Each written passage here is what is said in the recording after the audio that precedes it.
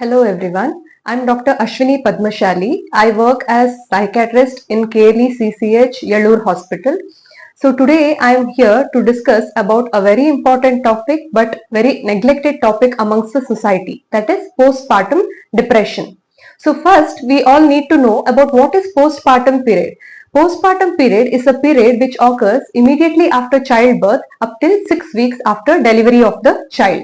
So what happens is most often about 85% of the women follow some amount of mood changes following the delivery of a child.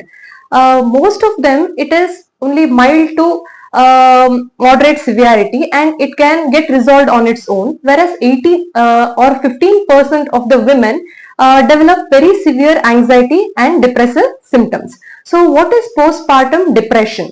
Postpartum depression is a depressive state which occurs following the delivery of the baby, which starts from about 4 weeks following childbirth and can last up to 12 weeks following childbirth. But any time it can occur up till 1 year following the delivery of the child. So how does a patient manifest when there is postpartum depression? The female after delivering the child may come with crying spells, a feeling of hopelessness, worthlessness, helplessness, not able to bond with the baby, often having the feeling of guilt that she is not able to do enough for the child. Sometimes the mother can also come up with suicidal ideas or unwanted thoughts about harming the child. The most severe form of depressive symptom could manifest even in the form of suicidal ideations. So there are three different entities which are commonly seen following childbirth. They are postpartum baby blues, postpartum depression, and postpartum psychosis.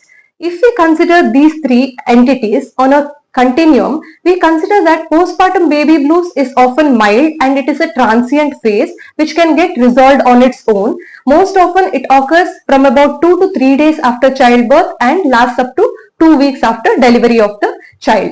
But postpartum depression often lasts for a very long period of time and it is difficult for the mother to come back to the normal phase without getting any treatment.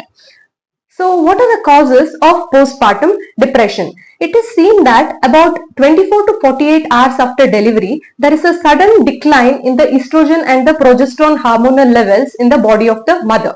And this makes the mother more prone to develop the depressive symptoms. What are the other causes of postpartum depression?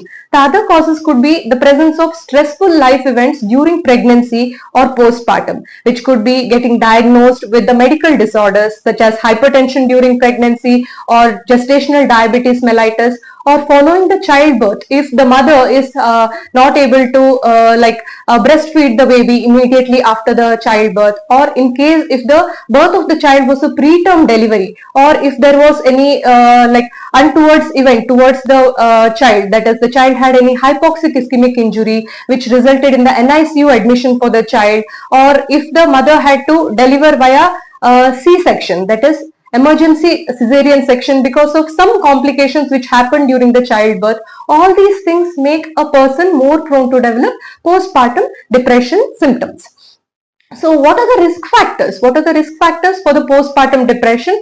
It is most often seen that a mother who already had history of postpartum depression in the previous delivery, or if a person is diagnosed with independent depression or bipolar affective disorder, the presence of something called as premenstrual dysphoric disorder, that is every month during the menstrual cycles, if the mother has, if the lady has more of irritability or the mood swings which are most commonly observed, all these people are supposed to be at risk for postpartum depression. The other psychosocial factors could be inadequate social support following the delivery of the child, or if there was a strained marital relationship. All these also can make a mother most prone for the postpartum depression. These also can make a mother most prone for the postpartum depression. It is often seen that at least the current generation, what we are seeing is the incidence and the prevalence of the postpartum depression cases are rising. If we have to compare with probably like 20-30 years ago, we can see somebody in our family saying that we have delivered 10 children, 12 children, we never had depressive symptoms, why the current generation is often prone to develop mental illness. So So we cannot compare our generation with what happened 20 to 30 years ago, because maybe the lifestyle changes have been made, and then we do not have adequate social support following the delivery of the child, and there are other psychosocial stresses also which are being increasingly present in the current generation and in the current society. So what are the treatment options for postpartum depression?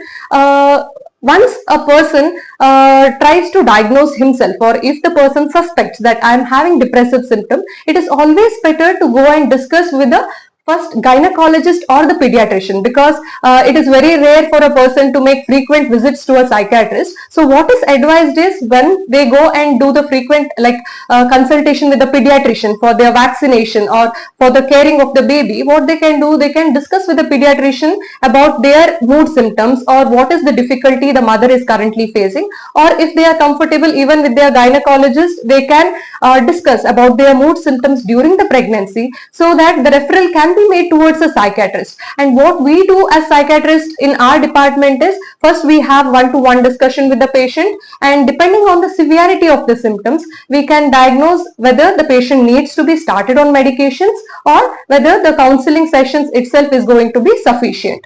We have something called as EPDS, that is Edinburgh Postnatal Depression Rating Scale. So using this screening instrument, we can try to assess the severity of the symptoms in the patient. If at all the symptoms are severe enough which mandates admission, then definitely the inpatient management would be recommended. And we have very safe medications which can be given to the mother even during the breastfeeding period. So the mother will be able to take these medications without any hesitation. So what is the take-home message? Generally, pregnancy and postpartum is considered as a stressful situation.